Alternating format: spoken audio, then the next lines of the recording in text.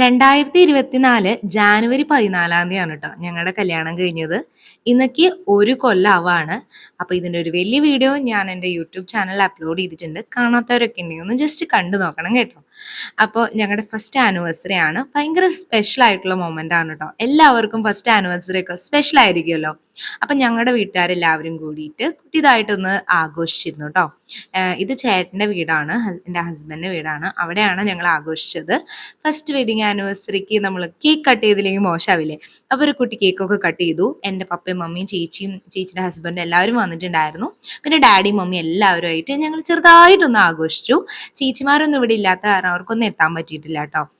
എൻ്റെ ചേട്ടൻ്റെ ചേച്ചിമാർക്ക് ഒന്നും എത്താൻ പറ്റിയിട്ടില്ല.